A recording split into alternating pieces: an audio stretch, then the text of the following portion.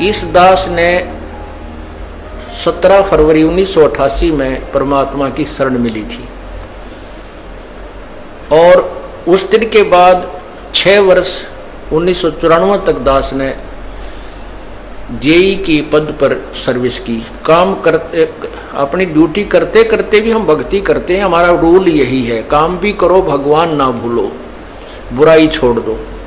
लेकिन 1994 में परमात्मा ने आदेश दे दिए गुरु महाराज ने कि तू इस काम ने संभाल। अब गुरु की आज्ञा का अवहेलन करना भगत का काम नहीं होता। जो गुरु वचन पर डट गए कट गए फंद 84 के। भाई जो गुरु वचन पर डट गए कट गए फंद 84 के। और उन्होंने अचानक मुझे बुलाकर पास बैठा लिया, कहने लगे आज से तू नाम दिया करेगा। और जितने भी वर्तमान संगत थी सबको कह दिया और सबको बता देना कि जो इसको गुरु नहीं मानेगा वो मेरा कुछ नहीं होगा। मेरे पसीने आ गए कि मैं तो 2 कौड़ी का जीव, एक मजदूर आदमी, और परमात्मा ये इतना बड़ी जो है ना, इतना बड़ा जिम्मेवारी का काम। और उनके पुराने पुराने भक्त निरे थे, लाल कपड़े पहन कर बाबा जी भी बन रहे थे, उनके साथ रहा करते। उनको सबको निकाल दिया था उनकी त्रुटियां देख जाकर। हमने नहीं पता था कि हो रहा है क्या इनका मालिक का उद्देश्य है। जब वो 104-5 साल की उम्र थी उस महापुरुष की, हमारे पूज्य गुरुदेव की। और कहा मैं तेरे साथ रहूंगा। और तीसरा शब्द एक दिन कहा था कि रामपाल तेरे सब बराबर इस संसार में संत नहीं होगा, पूरे विश्व में तेरे बराबर संत नहीं होगा। अब इस दास का और संत का के मेल था। हम तो भगत थे, दास थे, भगवान की भक्ति करते थे, अपनी नौकरी भी करते थे, बच्चे भी पालते थे। अब कहते हैं साध वचन पलटे नहीं, चाहे पलट जावा ब्रह्मंड, उनका वचन नहीं पलट सकता। उन्हें जो कह दिया सो कह दिया। तो वही ये फल गया। नहीं हमारी तो घर के ना सुने थे, शुरू में अकेला नाम ले रहा था। बालक भी तो बालक छोटे थे, वो तो घर जैसे कहूँ था मान जाते, उनकी माँ नहीं माने, फिर मेरे माता पिता नहीं माने। अगले भाई पुरानी लाग कुकर छोड़ना, बड़े साके में पा आया। फिर परमात्मा से अर्ज करी, धीरे धीरे वो समझन लागे। ना सुनते तो भी बोले जानता बावड़े की तरह। तो धीरे क्यों कान न कैसे बंद करेंगे वहां बैठे हुए। तो ये ऐसा निर्मल ज्ञान है, एक बार अंदर का सुबह कैसी सिरंजा जानते काम करेगी दवाई। तो धीरे धीरे कान के माध्यम से ये दवाई भेजी जाती है। और आज देख लो रंग ला दिया परमात्मा ने। उस परम पिता पूज्य गुरुदेव जी की शब्द शक्ति से सब काम चल रहा है। और कबीर परमेश्वर हमारे सिर पर रहते।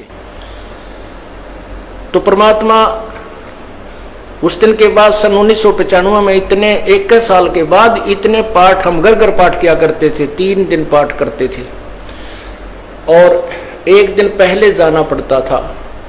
ये दास स्वयं सेवा करता था, घर घर जाके उनके सब जहाँ हमने पाठ करने का स्थान देखना होता था उसकी सफाई करते थे। कईयों का देख कर कमरा होता बड़ा सा, उसी में पाठ भी करना, उसी में खाना भी बनाना, उसी में खाना भी उसी में, सोना भी उसी में। तो उस ढंग से अपनी सेटिंग कर लेते हम, इतनी जगह में पाठ कर लेंगे। तो मेरा जाना अति आवश्यक था उस समय, क्योंकि ये स्टार्ट था भक्ति का और स्टार्ट था इस 500 यज्ञ करने का। किसी को नहीं मालूम था, बच्चे थे सहयोग देने लगे।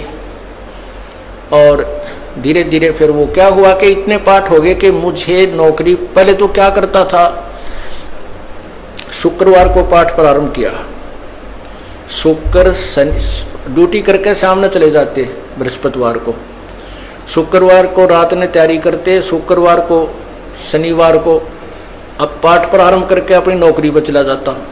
फिर शाम ना आ लेता, शनिवार इतवार की छुट्टी हो जाती। काम चल रहा था वो हफ्ते हफ्ते में हुए, फिर होने लगे डेली।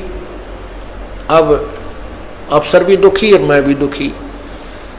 तो फिर उस दिन रिजाइन कर दिया परमात्मा के नाम पर। 18 साल की नौकरी होगी थी मेरी। हालांकि कुछ और भी हमारे साथी कह रहे थे भाई अभी 2 साल और डट जाओ आपकी पेंशन बन जाएगी। वाह भैया पेंशन तो करा कितनी बार होगी। जो पेंशन ई बनेगी ना या कद्दे नहीं बनी थी, या असंख्य जन्मों की पेंशन बन जाएगी। तो वो तो इस बात को नहीं समझे थे, उन्होंने तो मुझे मूर्ख ही समझा। और दास की सौभाग्य था कि मुझे नौकरी या मजदूरी मिल गई भगवान की। और उसकी पुण्यात्माओं को दलदल से निकालने की। कहते आत्म प्राण उद्धार ही ऐसा धर्म नहीं, और धर्म तो और भी है, दान करते हैं, भूखों को भोजन देते हैं, ऐसा है कि सहाय करते हैं, लेकिन जो आत्म प्राण उद्धारी ऐसा धर्म नहीं। और धर्म तो ये भी है जो गौशाला बना रखी है, धर्म वो भी है जो चिड़िया ऊपर चुग्गा डाल देते हो पशु पक्षियों को, वो भी विकलांगों के जो ऑपरेशन वगैरह कराए जा रहे हैं वो भी धर्म है, अनाथ आश्रम है वो भी धर्म है। लेकिन जो आज गौ हैं उनकी सेवा कर रहे हैं, अच्छी है, क्योंकि कोई भी प्राणी है, चाहे भैंस है, पशु है, कोई किसी प्रकार का, सबकी सेवा हमने इसी दृष्टिकोण से करनी चाहिए, क्योंकि सब में एक जैसा जीव, वो भी धर्म है। लेकिन अब तो वो आज वो गाय है, आज कोई भैंस है, और जन्म होने के बाद फिर वो सूअर की जूनी में जा सकती है, उस बीमारी तो कौन छुटावेगा उसको।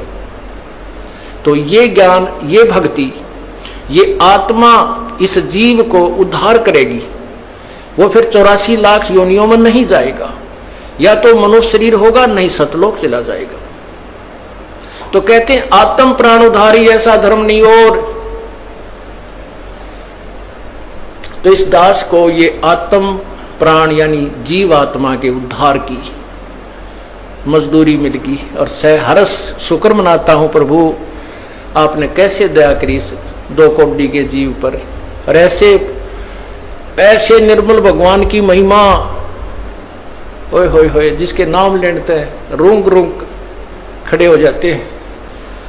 उसके बाद परमात्मा की ऐसी महिमा हुई, अब मुझे इतनी खुशी होती है। कैसा निर्मल समाज तैयार हो रहा है, बीड़ी शराब मांस तम्बाकू उसको देखकर भी राजी नहीं है।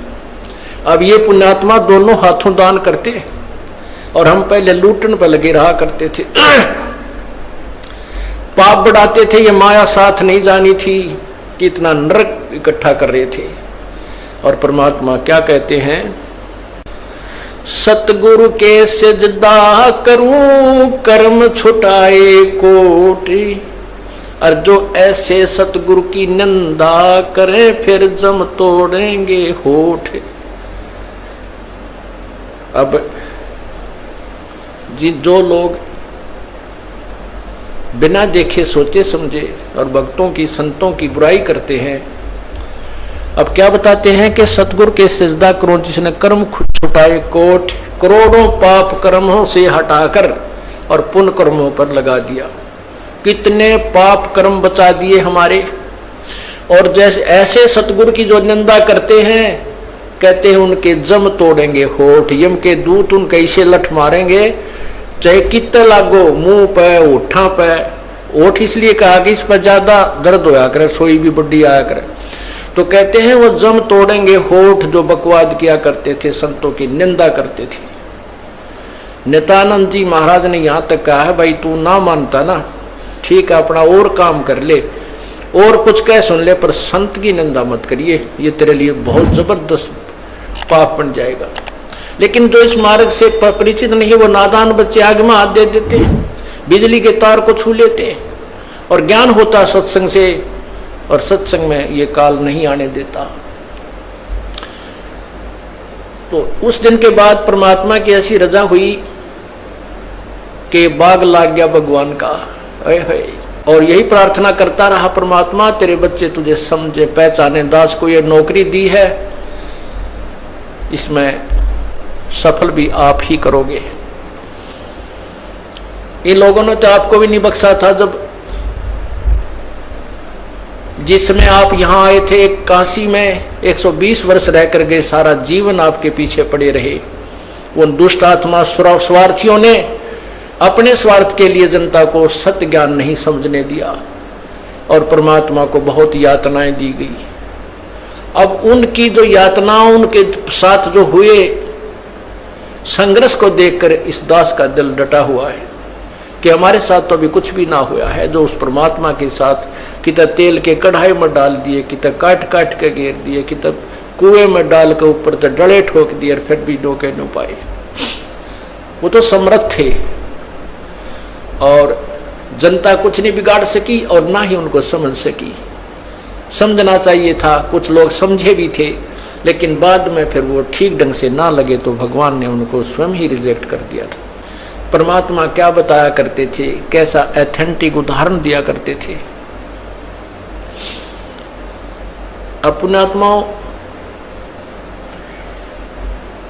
क्या बताते हैं, भाई सिर साटे की भक्ति है और कछो नहीं बात, सिर के साटे पाई यो अवगत अलख अनाथ।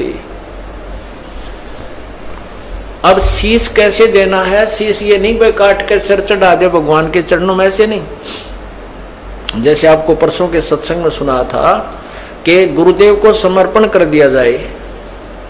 समर्पण का अर्थ यह है कि जो आज्ञा दे वही की जाए, चाहे वो बुरा लग रहा है चाहे अच्छा लग रहा है, उसमें हमारा हित है, अति हित होता है। और संत क्या कहते हैं, भाई बीड़ी शराब मांस तम्बाकू ये मत पीना। संत कहते हैं चोरी जारी नहीं करना, डाके ना डालना, किसी की जेब ना काटना, ये महापाप है तेरे लिए। अपना करके खाना बेटा, भगवान भजना, इससे तेरा कल्याण होगा। और हम यही वचन नहीं मानेंगे तो फिर यहाँ स्कूल में आने की आवश्यकता क्या है, इस विद्यालय में सत्संग में आने की आवश्यकता क्या है। हम गलतियां भी गलती पे गलती करते रहे और फिर सत्संग में भी आ रहे हैं तो वो फेल हो जाएंगे विद्यार्थी, वो पास नहीं हो पाएंगे।